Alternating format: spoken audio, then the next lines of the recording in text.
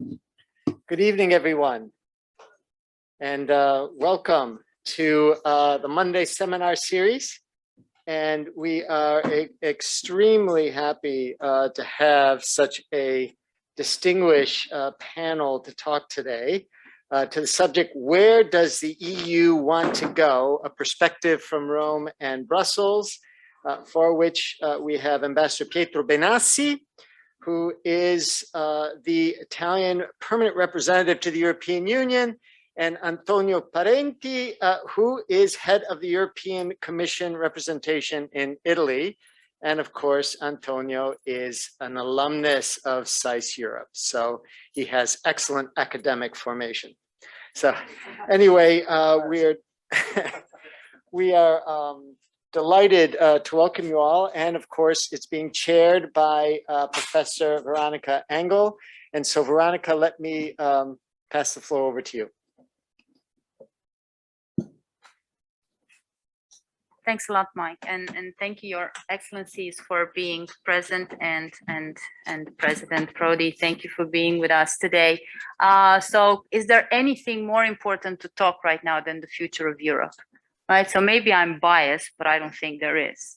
So at least for one night, Europe can recuperate some of its former glory that we have maybe lost at some point. And we're going to put Europe at the center of things. And we are honored to have two extremely experienced diplomats with us to answer some tough questions. So usually diplomats have a way of not answering the tough questions, but we're going to try to ask those questions and see an exercise both in substance and I'm sure in form, because they will try to get away from having any kind of strong position on anything. So let's see if we can do it. Let's see if we can get you in trouble. So I was thinking to start from the perspective of Europe. So we're going to start with Ambassador Parenti, and I'm going to ask the ambassador, you know, what should Europe do to be safe and sound and thriving and better from now on? And what are you doing about that at the European Commission? A lot of criticism from many directions, and I'll let you just solve the world's problems in 8 to 10 minutes. The floor is yours. Thank you. Thank you very much. Nothing easier than that. But before giving you in 8 minutes how to save the world, let me thank SAIS and say that I'm not only extremely honored to be back here on this part of the barricade, but also a bit emotional about it. I have to say it's been a great journey throughout my life, and without SAIS, it would have been a totally different one. This having said, now where we go from here to the future, I think what Europe should do is something. What the European citizen may ask us to do will be something else. And what member states will let us do may also be a different ball game altogether. What Europe should do, I think I use 3C to describe what Europe should do. The first is cohesion, the second is coherence, the third is capacity. Cohesion means building a Europe which is resilient to internal and external shocks, a Europe which needs to check and possibly modify certainly its fiscal policy. And we had just gone through 2 years of very stern lecture on how our fiscal policy needs to be changed. But it also means a Europe which can come to the help of the others. And I guess there's going to be some question on the recent difficulties that we have on foreign policy. It also means creating a society where citizens from Italy to Bulgaria to Denmark, to Sweden, to Lisbon do respond and have access to the same type of rights. And this is not an easy task these days. Coherence means that once a decision is taken, member states follow through that decision and implement together with the European institutions that decision. And that decision is upheld everywhere and is upheld in the most effective manner. This may require a few changes going forward in the future at the institutional level, and it certainly means most likely also the change of the way we are taking decision in Europe. The third one is capacity. Capacity, in my opinion, means today, first and foremost, to give the European Union the means of achieving what has been agreed a moment ago. You can have qualified majority on foreign policy, but then if you don't have an army which can in part act as an implementer, not necessarily in an aggressive manner, quite the opposite, but certainly help our foreign policy, then you are diminished in your action. If you don't have your own resources at EU level to take certain policy forwards, and in each and every time you have to go through lengthy negotiation to get to those resources, then you're hampering your activity. It also means maybe at a certain point revising certain form of representation at the international level. We were talking, if I may say this, with President Prodi coming here on the way the EU is represented at international level and how this could in fact be changed for the better. Well, these I think are, and I'm sorry, very easy things to say. I don't think there is an extreme difficulty in finding what Europe could and should do to respond to much of the criticism that we are facing. Now, there's no probably better moment than change this now. And there is an instrument which has been deployed, which is the Conference on the Future of Europe, which has been launched 1 year ago and has a great potential, but it could also be a great failure for Europe. The Conference on the Future of Europe is the mean to have people, the citizens of Europe, to have their say on where Europe should be going in the future. The mean has been organized, has been to mostly online discussions. And let's face it, up to date, we have 30,000 people taking place in these actions across Europe. It's not a lot when we think that we are around 500 million of people in Europe. It's a huge risk, it's a huge potential, but it's a huge risk. And the risk is that we don't get enough support for reform and that we don't have enough discussions for the necessary reform. Also because most likely it is from the citizen that certain reforms, and this brings me to the third point, could actually be implemented in Europe. Because the third point is what member states will let Europe do. And here I think we have the biggest divide possible in Europe. It's not a secret that the manifesto that Orban published a few months ago in a number of European newspapers is miles away from the type of Europe I'm describing it right now. And there are divides which are running deep in Europe at this time. And whatever is going to be coming out of the discussion of the European institution, of the Conference on the Future of Europe, then we'll have to go back to the Convention of the Member States. And that's where a final decision where Europe could actually go will be defined. I want to finish with what for me is a necessary change in the pace of European integration. This year is the 8th anniversary of the Ventotene Declaration, the Ventotene Manifesto. The Ventotene Manifesto is largely the manifesto for a federal Europe. Whether or not Europe is going to get federal, I don't think is a question that needs to be answered. And frankly speaking, probably not necessarily the best debate. But there's one sentence in that manifesto which I think is particularly relevant, and the sentence says that the path towards European integration will be a difficult one, but will have to be done. Now, what type of integration today, I think we still have to discuss. But I come, in my experience, to move away from Schuman, which used to say, Europe will be made through crisis and to the responses to this crisis, to the understanding that we need to do the path of European integration, because the crises that are coming up faster and deeper than before. And if we will wait each and every time to respond to crisis, then we always risk to find a crisis which is too big for us to handle. So it's time, I guess, to move from what we would like to do to what we need to do in Europe, and the time for doing it is now. So luckily we have a whole host of students here who actually deal in forecasting and this is a great pool of people to hire to know exactly what to look at and know how to predict these very important elements. And what you made a strong point about it, that you looked at Europe, at citizens, at member states, and the question is pretty much who gets to shape the future.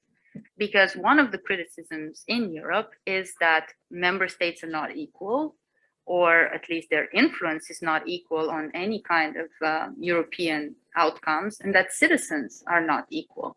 That there is at least let's say, integration at different speeds, and that is the better way to put it. So maybe Ambassador Benassi, you could tell us a bit about all these differences. Is it a Europe? One Europe? Is it more than one Europe? And who gets to actually shape all these things? Thank you very much. Thank you for the possibility to be here and just to have a day off from the debate in Coherence to exchange views with the students, which is more comfortable situation. I'm confident, notwithstanding the psychological pressure you did me by saying that diplomats are supposed not to answer to the question. But what I want to say, I don't want to enter into the details of the conference on the future of Europe as Antonio raised, because maybe we can leave it to the questions and just to give our impression. What I want to underline, the fact that the different Europes, well, I have to say, looking to the back, to the past, there was an incremental of the so-called problem which was raised, the lack of democracy within the Union. If we think to the powers, to the European Parliament, we changed a lot in the last 20 years. There is the most of the industrial, economic, social policy that are decided by a qualified majority. This was not only an incremental improvement, it was a significant improvement in the last 20 years. But with the great challenges we have on the table, the problem is that Europe seems to be a little bit weak by the fact that the unanimity reigns sovereign on security, foreign and defense policy, and that are the core business of a real global player. If you want to be a global player, you have to decide quick, and both elements are a little bit in contradiction with the system of to reach a consensus within the European Council, which at the end, the European Council, as you perfectly know, is the council with the head of state and government, which has an increased power after the Lisbon Treaty by taking the responsibility to many decisions that have also a legal basis. On the contrary, on the past, that was only political guidance. What we have on the table today we have major transformative events such as Brexit, for example, COVID-19 pandemic, Afghan crisis, and in the recent days, the AUKUS agreement. These events are unveiling the EU's vulnerabilities, and they are going to reverberate themselves on the way member states perceive the threats on a global and regional scale and shape the way they choose to cooperate each other. In our opinion, not only as Italian, but as many member states think and watch, there are two global challenges inside the European Union. There is a north-south divide on financial aspects, and there is a cleavage line between north and south financial, and there is a cleavage line between east and west, which is even worse, is on geopolitical issue. And if we want to overcome this couple of divides, we have to work hard. How do we see in this very moment the financial challenge on one side and the geopolitical challenge on the other side? Very quickly, the financial challenge in this very moment is the possibility before the re-entering into force of the Growth and Stability Pact to have the capacity of the member states, Italy first, to absorb the flow of financial resources coming from the Next Generation EU, which is a great challenge for a couple of reasons. The first one is the amount of the financial resources that must go together with the structural reforms. And the structural reforms are needed for one side, because you have to modernize your country, but on the other side, if you don't put into effectiveness the structural reforms, you won't be able to absorb the financial flows coming from Next Generation EU, which has a very tight timeline in order to spend these resources. It's from here till 2026. For Italy, we are talking about 209 billion euro. So the challenges is twofold challenges. We have to present projects, but we have to present completion of our reforms in terms of civil justice, simplification of the administrative procedures in the Italian system, which are the most important we need in order to absorb the financial flows coming from the Next Generation.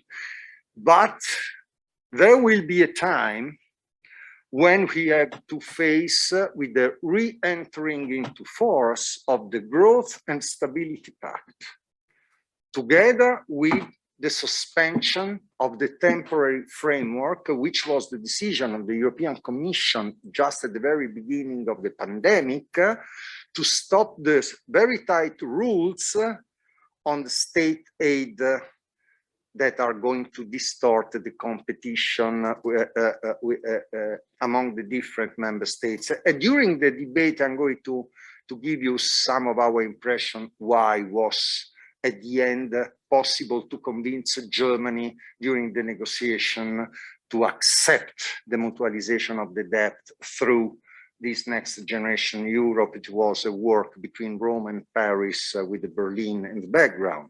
But while we are discussing everything of that,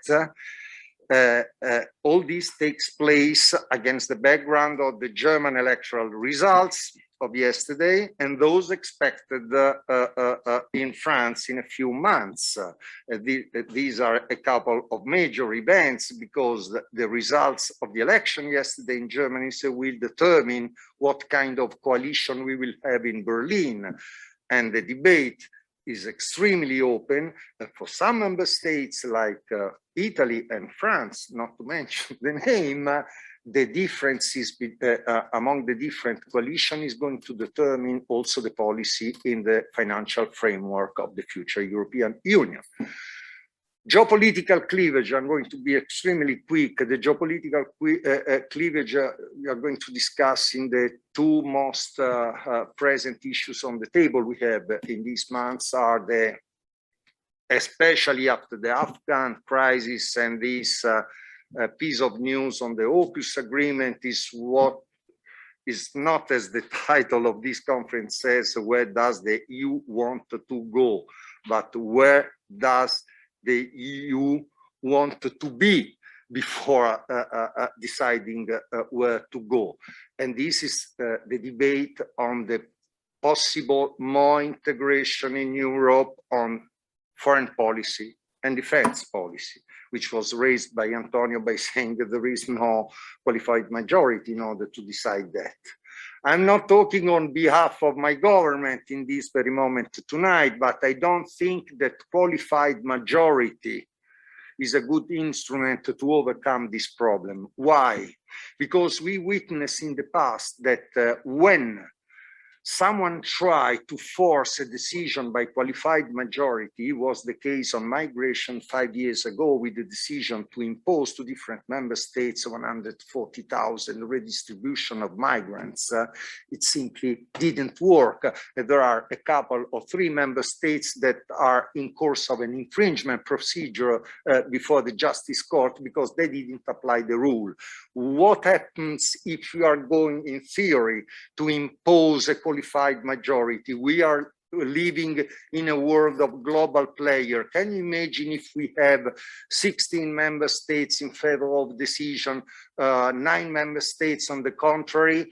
Other global players are going to work in order to make the divide within Europe wider. In my opinion, there is not a public opinion of our government on that, because maybe the debate is still a little bit premature. I think that enhanced cooperation is a better response to this need, both in foreign policy and in defense policy, because enhanced cooperation, as it was for Euro, as it was for Schengen, made a decision to work. After a political decision, also the other member states to accept that. Migration is a burning issue on the table of the European Union, is a burning issue on the Italian table. I had a continuous experience on that because I was ambassador to Tunisia during the Arab Spring, and while the other ambassador, European ambassador, had the privilege to comment, like analysis, what it was going to happen in Tunisia with the revolution, we, the Italians, were facing immediately by 35,000 people disembarking in Lampedusa in the first months of 2011. And it took us 2 years from that time, from 2011 to 2013, to have the word migration on any other business in the agenda of European Council. It took us 2 years to have this point in the any other business agenda. Then I remember very well that when I have been appointed as ambassador to Germany, I thought, okay, I'm dealing with many things, but migration. Unfortunately, the 3rd of September 2015, Angela Merkel decided to open the door to quite 1 million Syrians. And in this very moment, because we have to be honest to say that in that very moment, the discussion became somehow European, with 1 million Syrians entering into Germany, and after that, with the special agreement between European Union and Turkey, pushed by Germany in order to control inland this flow of migrants. Migration, okay, I leave to the question, I'm very rapid. It's quite impossible now to have an agreement in order to find a solution how to redistribute the migrants for the first arrival countries. There is a tremendous divide between the different member states, because we, the Italians, the Greek, the Spain, and the Portugal are the so-called first arrival country, but there are some countries which are called the second movement countries. That is an illegal migrants which arrives in Italy, somehow it gets to go to Germany or to France. And these countries are suffering a lot for this kind of pressure. For that, there is a sum-zero game. In this very moment, the different member states are not able to find a political solution because they fear that one thing you give to Italy is one thing lost for Hungary, Germany, or France. But as a matter of fact, I think that even in this case, we can find a solution. What is now on the table and has no divide is the external dimension of the migration. That is, all 27 member states agree, and that was an Italian initiative in the last European Council, and we got in the conclusion of the Council that the European Commission, together with member states, has to present a roadmap in order to explain very clearly which is our financial policy and political policy to the origin countries, for example, the countries in the Horn of Africa, the Sahel are very important, Mauritania, Mali, Niger, Nigeria, and the transit countries, which are extremely important for Italy, first of all, Libya and Tunisia. So to concentrate on the external dimension is the first step to have an agreement in 27 member states, and then we have to discuss how to redistribute illegal migrants or also refugees without creating the so-called pull factor. You say that you are redistributing migrants and all the members say this is an invitation to come. I think also in this case, we have to reinforce the agreement between European Commission and third countries, and with not political conditionality, but some incentives. Who cooperate more, receive the more. And also in this case, but this is a personal view, but I think I'm not so far from the reality for the future. Also in this case, we can find a solution by the enhanced cooperation, a structured cooperation, because I'm extremely doubtful that we will have never, ever 27 member states agree on this specific subject. Wow, well, I'm going to push you on that a bit, and this is a question for being a both diplomat, of you. I said Pretty something. good, pretty good. But still, there's an understanding that, without becoming too flowery on all of this, there was an understanding that values, democratic values, liberal democratic values, are at the core of what the EU is supposed to be. And we have a resurgence of this conversation because it would seem that the transatlantic relation is again pushing for democratic promotion as the only overarching purpose between these two great partners. But I am having a bit of trouble to understand how can that work when the European Union seems to be defined by double standards. So we talk about human rights. What the Americans did in Afghanistan was not good because we have all these problems with human rights. But at the same time, we would rather deal with the human rights of Afghani in Afghanistan, not in Europe. That is one example of a double standard. And then there's the other double standard about the rule of law. It's a bit tricky to find consensus among at least 26 democracies and one not so much a democracy in the case of Hungary. Mm-hmm. And again, we have a double standard there as well. So I'm just wondering, from the perspective of people who try to find these solutions, how does the rhetoric part reconcile with the situation on the ground, which has this level of complexity that sometimes it means selling off on part of the values that constitute the European Union? May I? Please go ahead. And I'm doing with a great pleasure just because I represent a member states. I have personally an opposite view in the sense that is exactly to be stuck to the principle of defending human rights, the women, the children, the rule of law, which is the real difficult to get for Europe a step further in defense policy, for example, because our public opinion in the last 40 years had a narrative very positive. Europe is a good cop, is not a bad cop. Bad cop are the others. We have civil programs. We try to transmit our values, which does not mean to impose, at least so the Italians see the things. And so Europe is perceived like the others go with the armies, Europe go with its soft skill, which is democracy, how to organize an election, human rights, etc.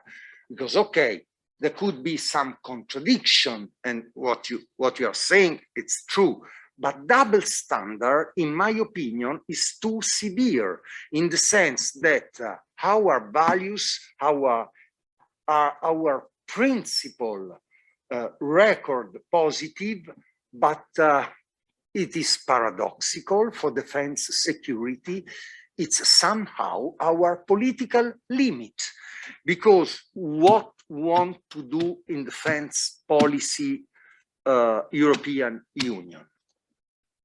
And for example, how did it call it, Borrell, and a rapid intervention battalion of 5,000 people just to put safe an airport like Kabul, which is a little bit, it happens once every 30 years.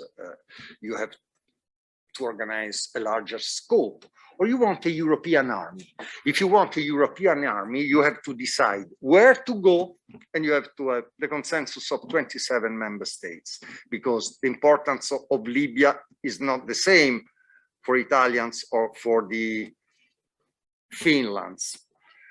The importance of Ukraine is a little bit more stronger for the northern country than for the southern country. And you can get a consensus in these differences by sending army to do what? Because we study in the school and we try to apply that we are shooting only under the authorization of the United Nations.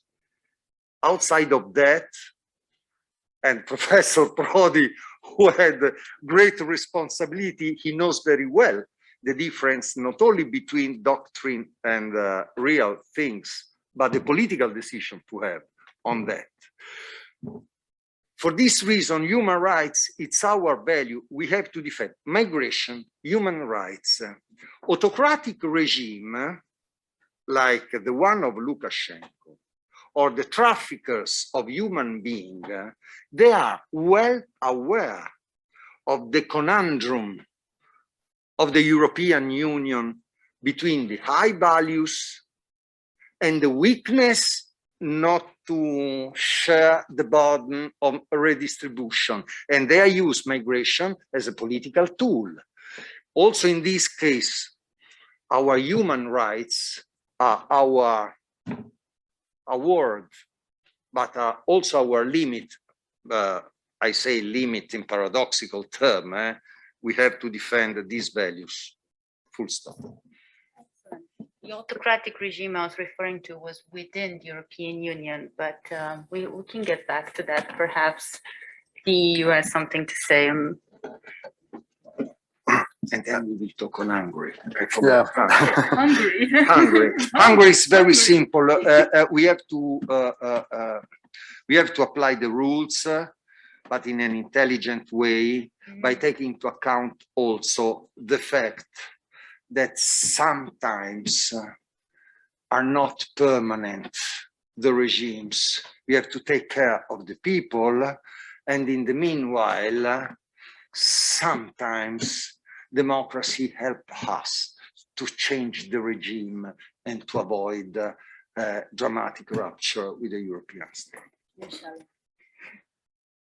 Inshallah. Inshallah. Well, indeed. Can I take issue with a couple of points that Piero has made? And maybe a little bit theoretical, but I think also practical. If today there were to be a discussion at European level, should give Europe competence on trade or on competition, the answer would be no. Let's keep it national. And yet, we have achieved so much at European level with a European competence on these issues.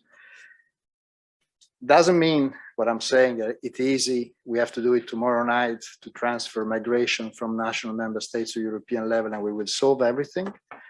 I don't want to say that it will, if we move to qualified majority, we will solve everything overnight. But if we don't take a little bit of a leap of faith and start looking at European solutions, we will never get out of these problems. We may find fixing to some of these issues we have found, but we will never find a real response to a number of these issues. I remain deeply concerned, maybe a little bit idealistic, I do take that, but I remain deeply convinced that without the definition of, and this is definitely a point which is going to take a long time to define, the definition of an European interest, being it a geoeconomic interest, being a geopolitical interest, which is going to be different from the interest of the single member states. A lot of the issues that we're facing today will come back and haunt us. We have seen the divide that we have, and this divide is amplified by the fact that we cannot take decisions at majority. I don't think it's weakened by the fact that we take the decision as we're taking today. Now, coming to your issue of rule of law, there's one point where I'm absolutely in agreement with Piero, and it is sometimes in international relations, I think it's difficult to be too idealist. We have to be a little bit cynical.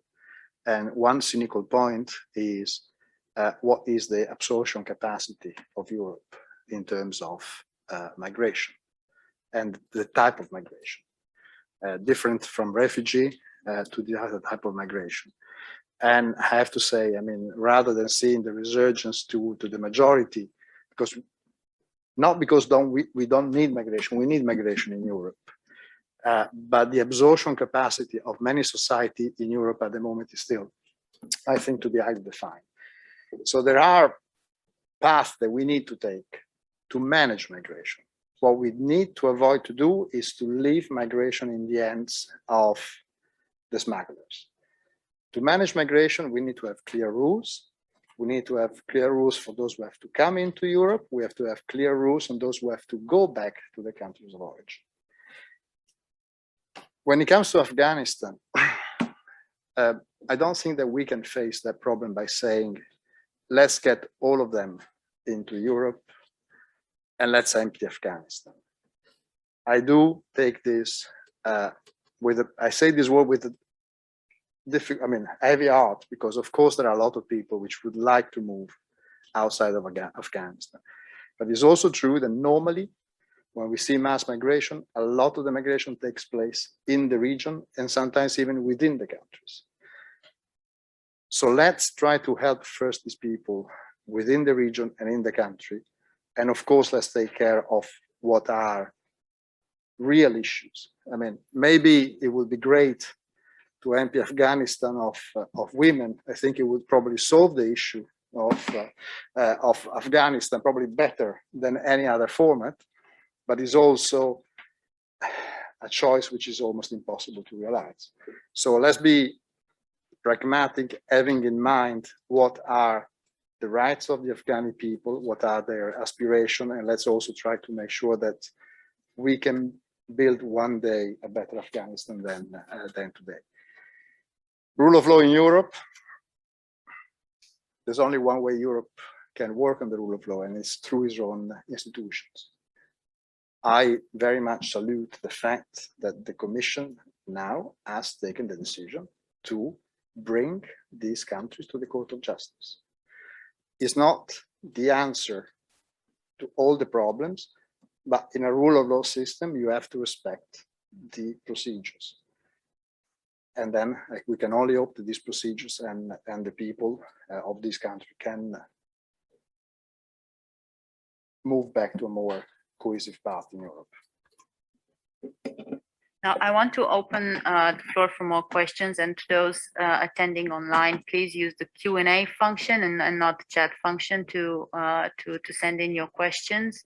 Before I do that, and as you prepare those perfect questions, let me also ask one question to move a bit the perspective to the other side of the Atlantic, and to just discuss a bit what is your opinions about the state of the transatlantic relation right now.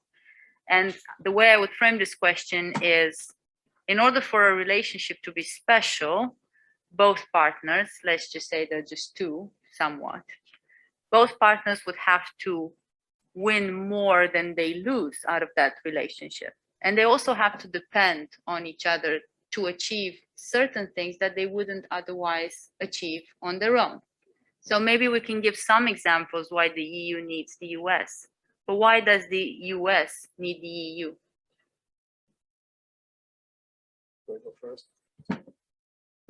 Well, I think that the state of transatlantic relations is horrible, but for all other relations. So probably it's certainly better than it used to be, and I think it could possibly even get better once we are over the current hiccups. Why the US needs Europe? But for the very same reason Europe needs US, taking aside the defense, which is a completely different ball game. We are each other's biggest investor in our economies. Our economies are so much interlinked that we cannot do anytime we try to take an action that is forcing a change in the other economies, we are actually doing self-harm to a very large extent. We need Europe and the United States together to be able to not contain, but bring China to a table. The United States were not able to do it alone because Europe trade more with China than the United States altogether. So there is a need to work together on this field. And I think it's important that we keep this in mind, and sometimes also it's remembered in DC as it should be in Brussels.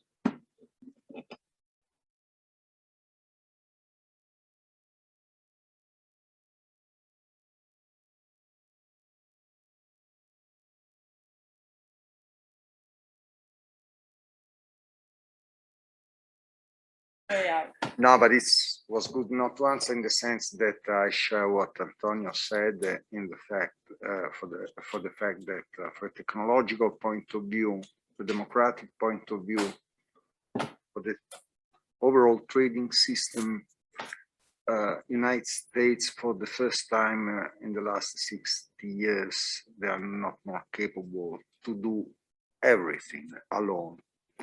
And the most spectacular example of that was the 5G. The 5G was a shock for the Americans because for the first time for World War II, China was in a certain sector, technological, 20 years ahead of the United States. And this made Washington practically crazy. Also for the implication that 5G could have. So it's taking into account the level of the research, investments, trade, and then we have also democratic system, etc. It's up to the Europe to facilitate a dialogue between Beijing and Washington, because Europe is at the side of Washington, but Europe does not share 100% of the interests of Washington, and Beijing knows very well. For this reason, Europe could be a very reliable and credible facilitator in that. And Europe, like Italy, because in this sense, even if there are slight differences, for example, between Italy and Germany for the trade relationship with China, Germany invested a lot, but we have three levels of relationship with Beijing. The first one, they are a very important economic partners, full stop. Even if the American Congress is extremely concerned, they are partners to Europe, full stop. But there is the second level. They compete with Europe on certain field with political byproducts, artificial intelligence, 5G, etc. We have to compete also to put tight rules against them for this reason. And the third level, our values, our system. So we never ever accept things like the law in Hong Kong, the treatment of Uyghur. In this sector, Europe is going to sanction when it's the case. For this reason, the rather complicated the relation with Beijing. It depends on the subject we are dealing with. That more or less is the same with Russia, but with different danger.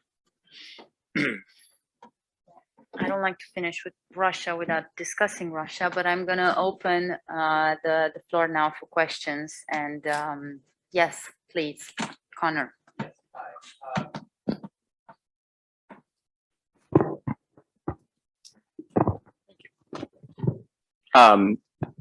So the migration crisis started in 2015 when we had about 1 million Syrian refugees, mostly Syrian refugees, coming to Europe. I've seen multiple reports, and I assume many others in this room have, that we're expecting 50 to 100 million refugees because of climate change over the next several decades, or even higher than that. I was wondering, and anyone can answer this, what do you think needs to develop in sense of the policy conversation in terms of the cultural outlook? How are you going to deal with that?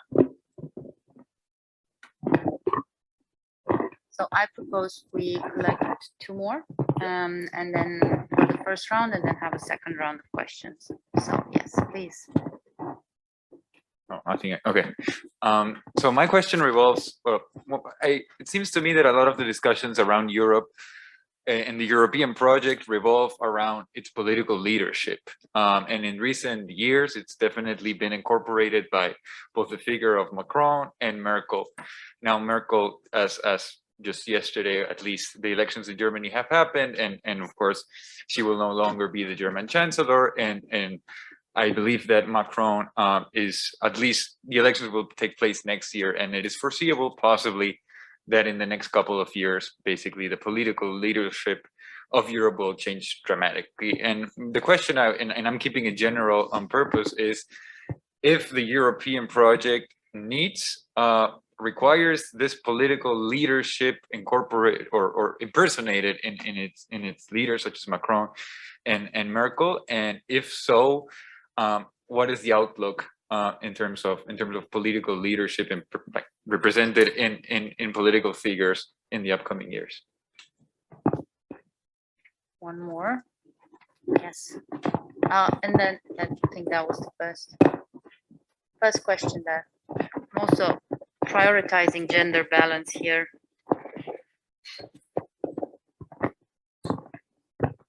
Hi, thank you. My question more has to do with rule of law standards.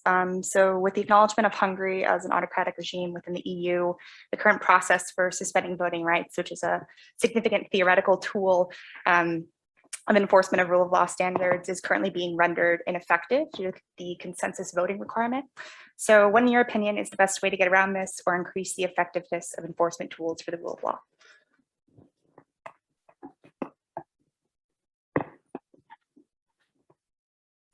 Okay, should we get one more or answer those?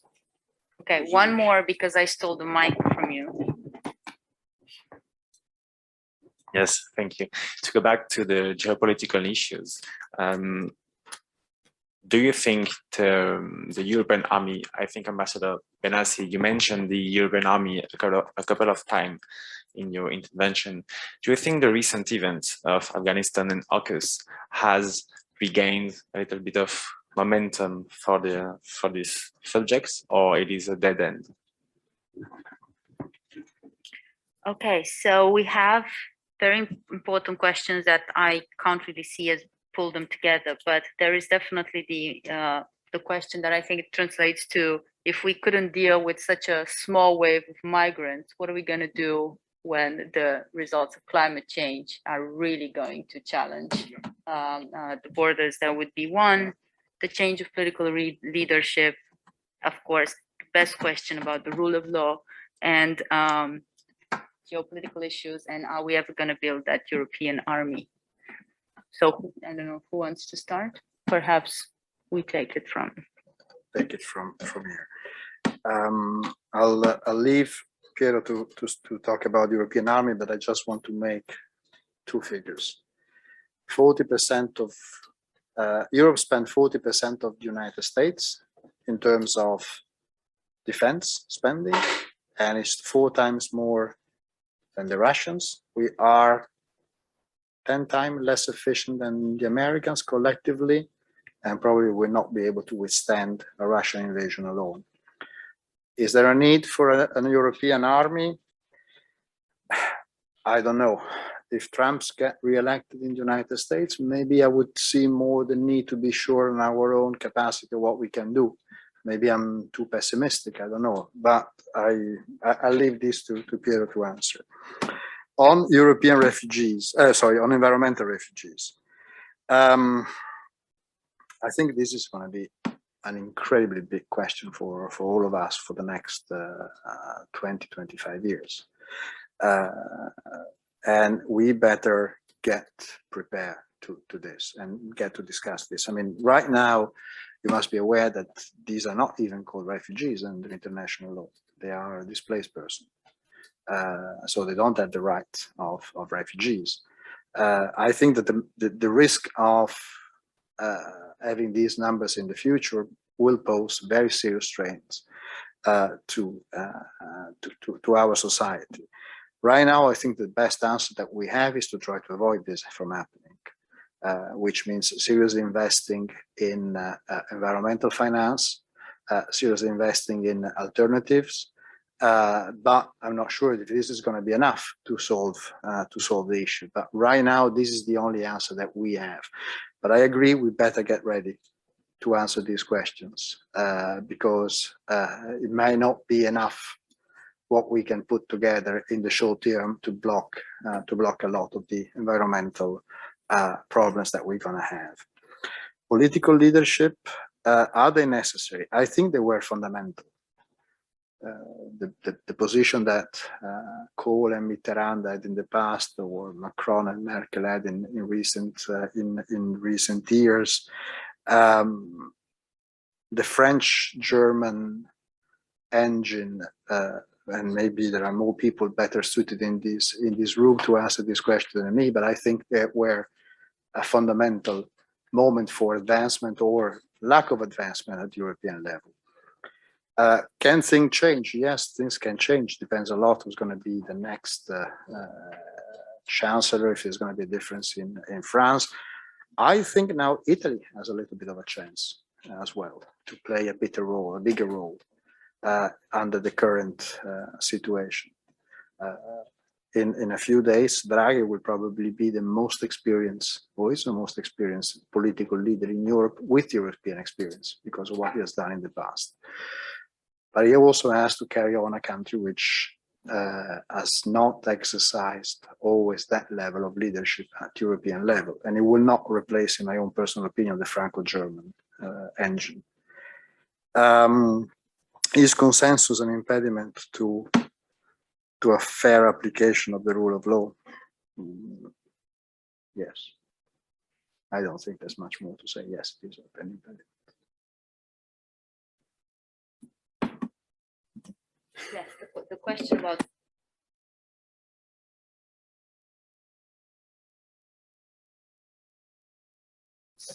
when it comes to that, what would you prioritize?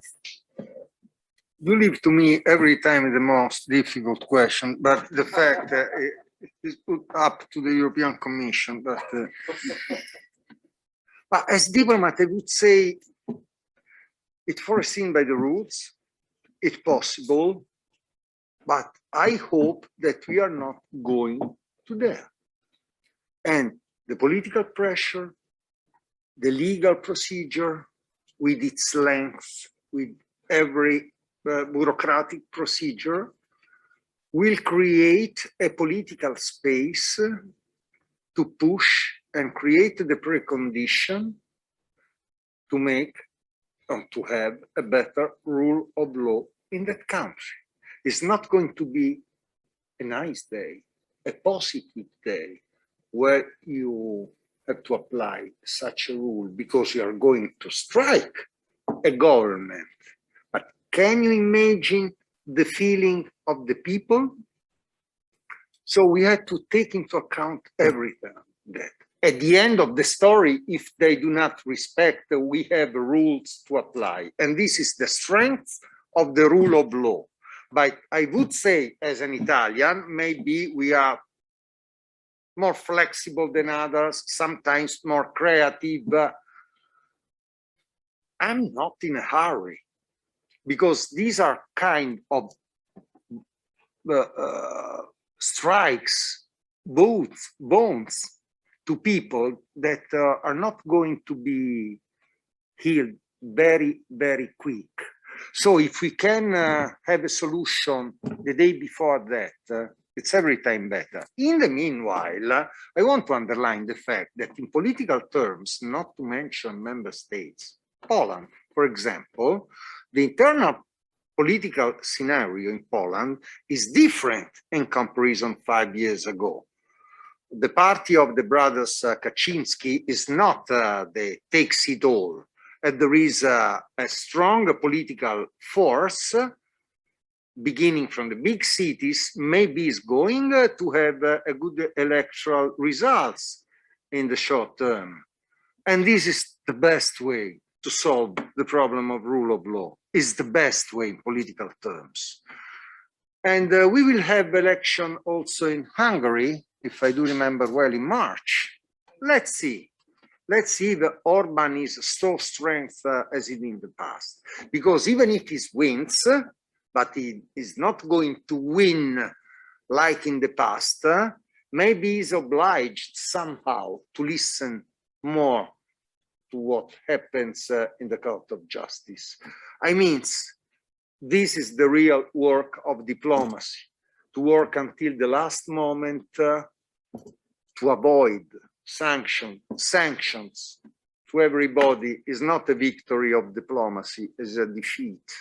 And this is also a good issue of debate, because in the last 10 months, discussing about foreign policy in Coreper and in the Council, I see a lot of discussion on sanctions, yes, sanction not, but sanction is the defeat of the diplomacy. So the less sanctions we have, the better is for the international relations. But I would like to answer to, no, I was supposed to answer to the defense policy, if I do remember well. Well, I repeat, where does the EU want to go? I read in some notice I had, and I remember a discussion in Coreper on that. In the COPS, we have a committee for security and policy with ambassador. Does the EU want to be able to protect and ensure the stability of its neighborhood? The first question, what do we want to do?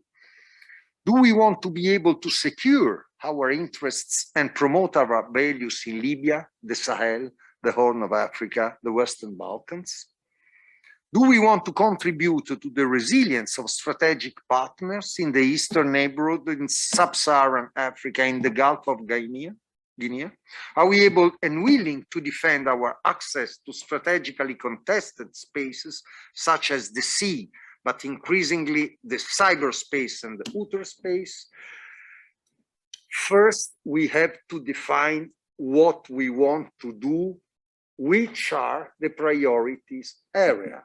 And then we define the tools. But sometimes, especially in the narrative, also in the media, everybody discussing the tools without knowing which are our priorities. This is the sequence. We have this strategic compass discussion by the end of March. It must be completed. This must be a very important result. But the question was, is the momentum come to have a different defense policy? The answer is yes. There was a slogan, but for other reasons, some years ago in Italy, se non ora quando, I would say se non ora quando, we have to, if not now, when? So the Afghan crisis, I think, gave the boost, the political boost to discuss on that, and I would say I would add also the AUKUS agreement gave from different reasons the same boost.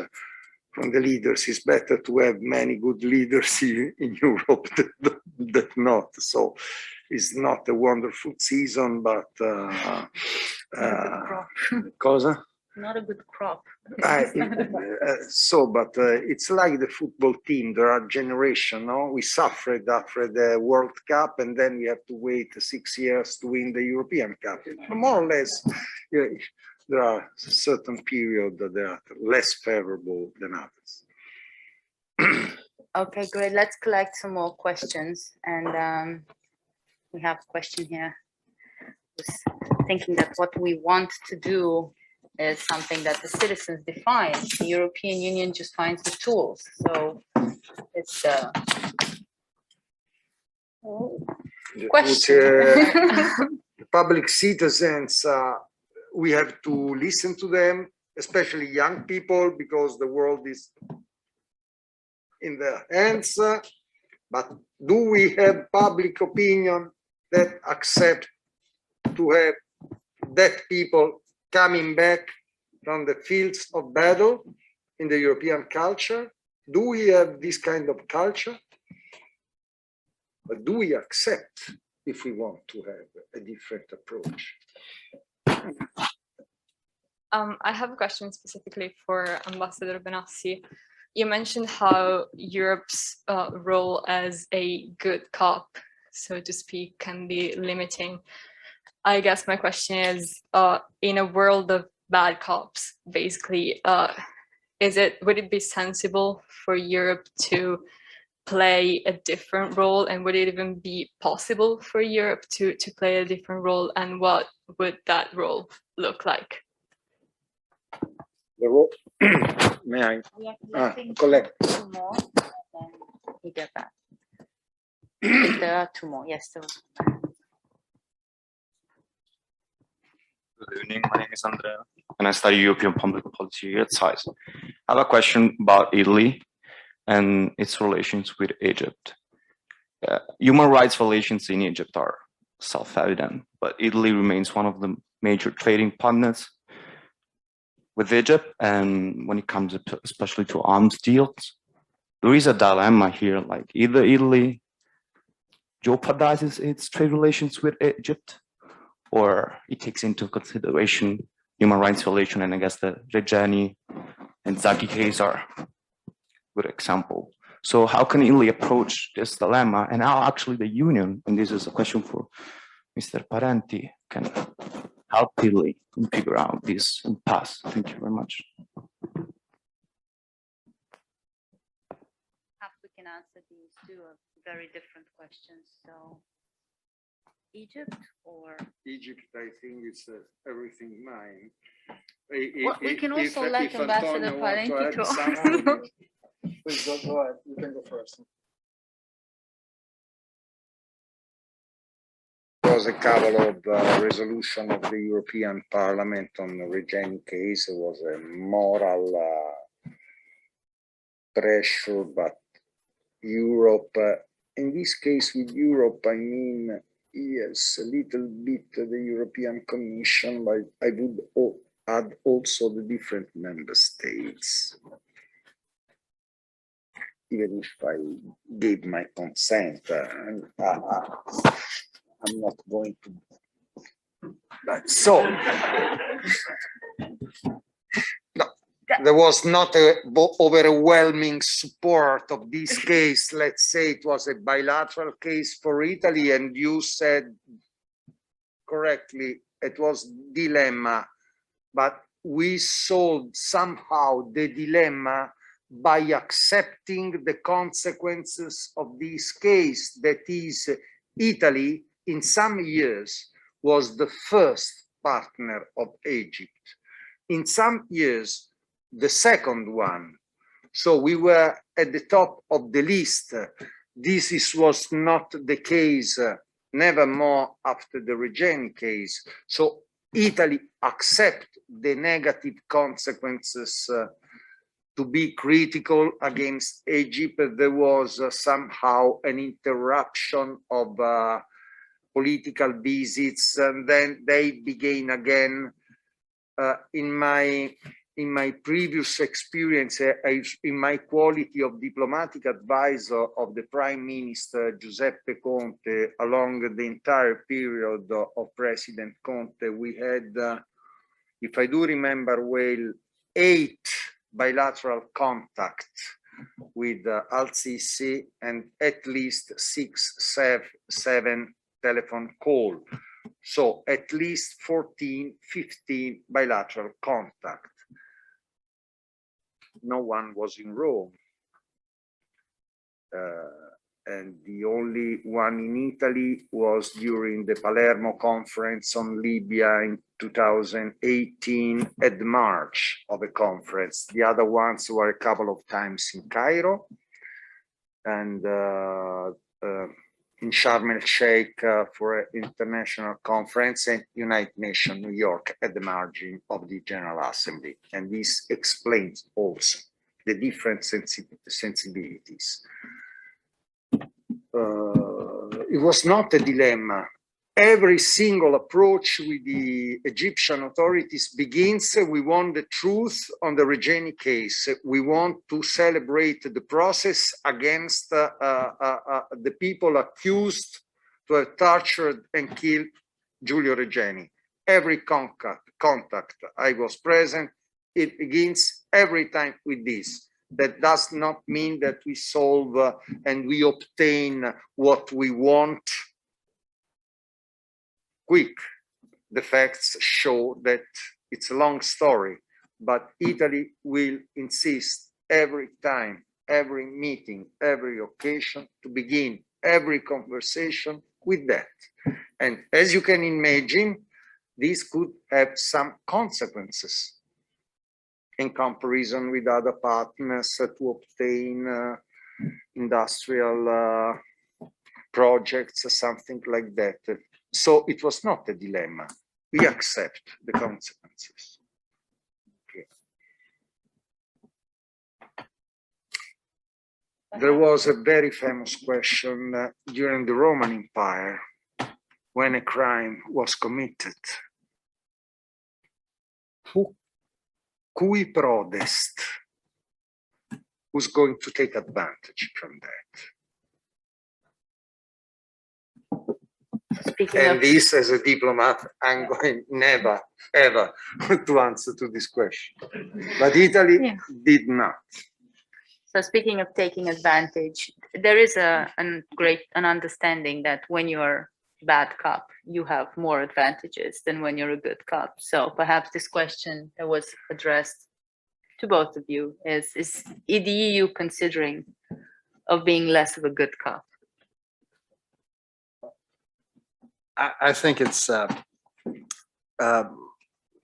question that should not be a question, in the sense Europe should not be necessarily a cop, but Europe should have the capacity to stand up for its own rights and for its own interests.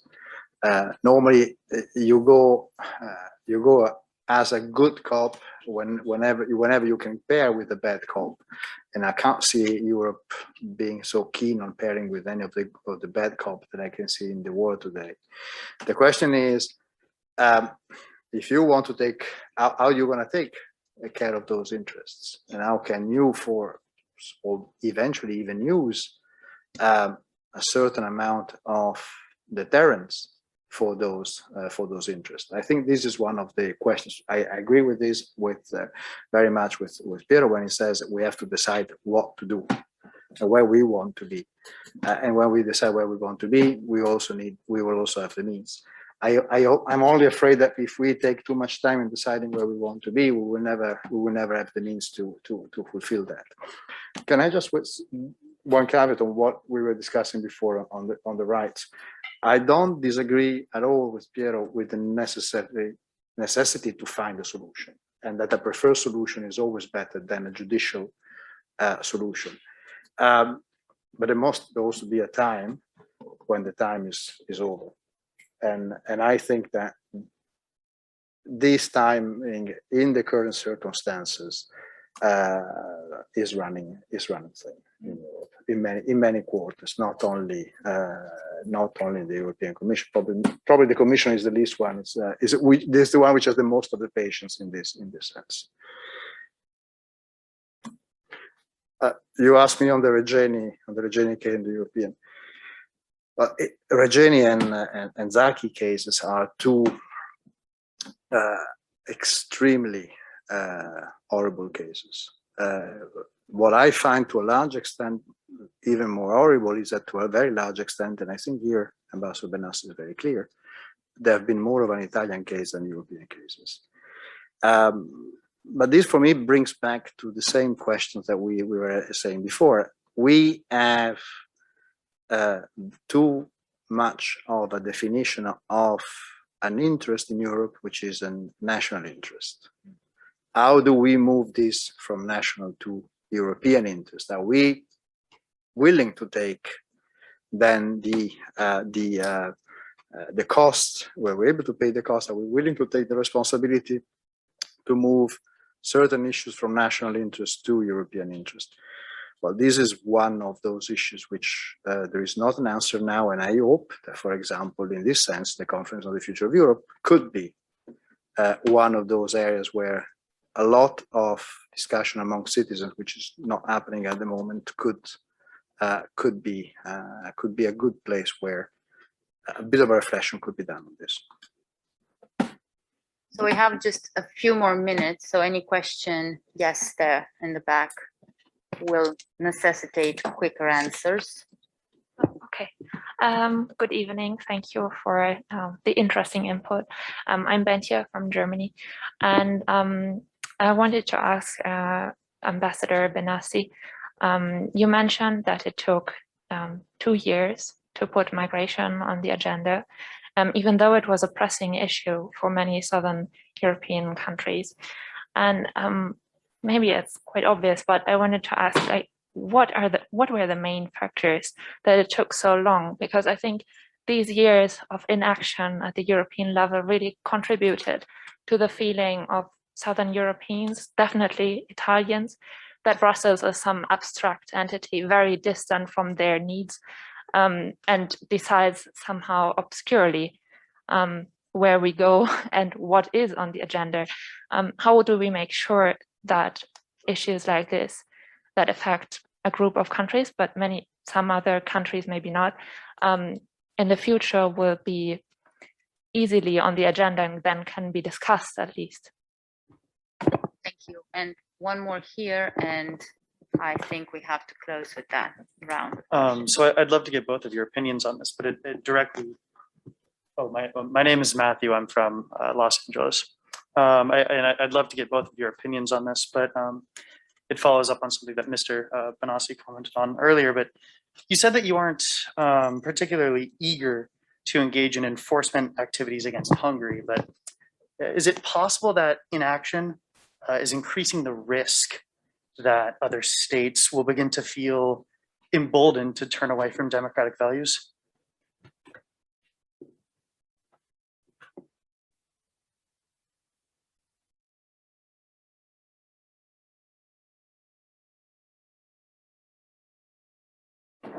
The first question, it took us 2 years to get in the agenda migration. Why?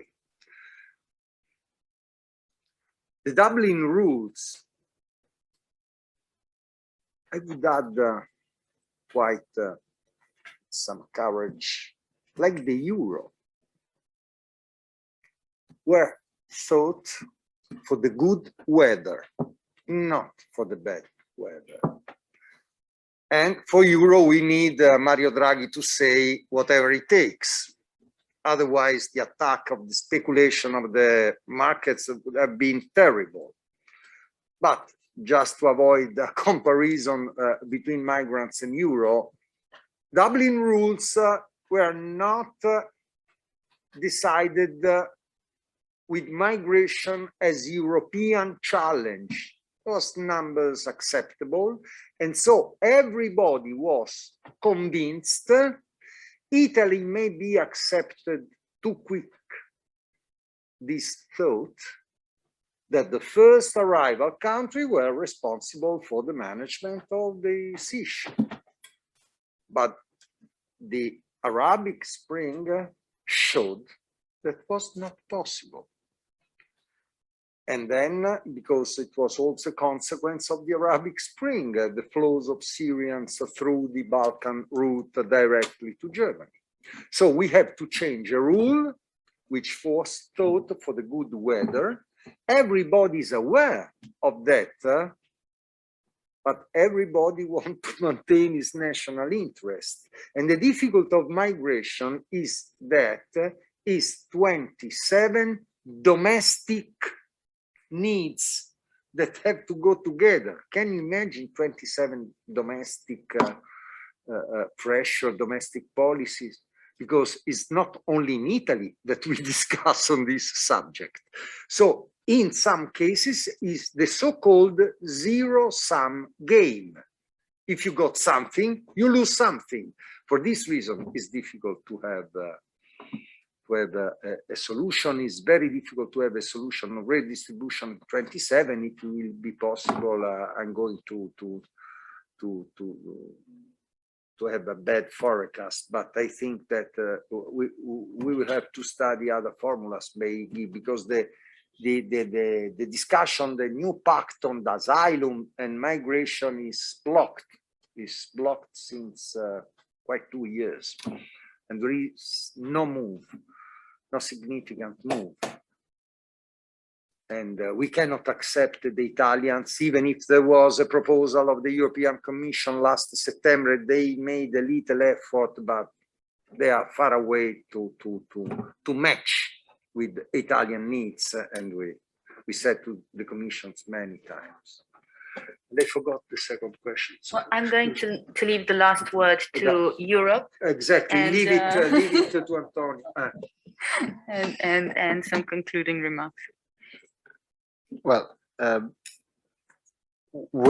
the question was, will the current rules facilitate the spreading of more autocratic regimes in Europe to a large extent? Well, I think that the current rules, to a large extent, also made some of the current regime, which certainly are not, or totally not, to the like of most other European people, not so autocratic as they could have been. So, first place, I would say that yes, European rules have played a little bit of a positive role in that. Rules alone, I don't think, are sufficient to withstand changes in certain countries. I think you need more than that.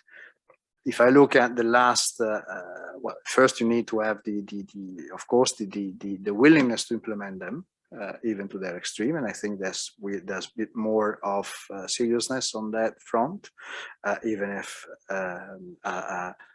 a better solution will certainly be a diplomatic one.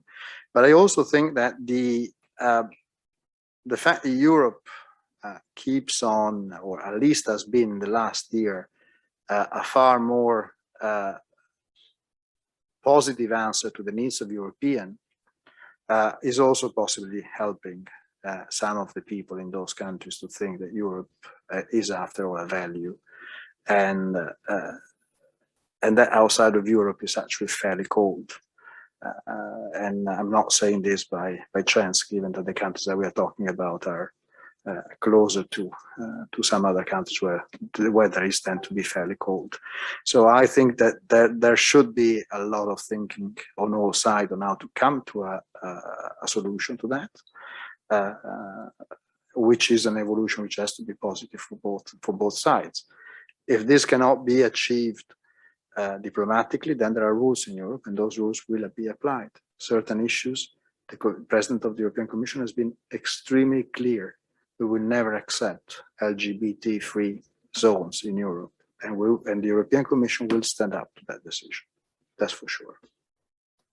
Okay, that's great to hear. And we must be one of the only conversations happening in Europe right now at this level that is not about German elections and government formation. So this is a great achievement, and we've shown that we are above member state politics. So thanks a lot for being here with us tonight, and thank you and our audience online, and see you soon, I hope. Thank you.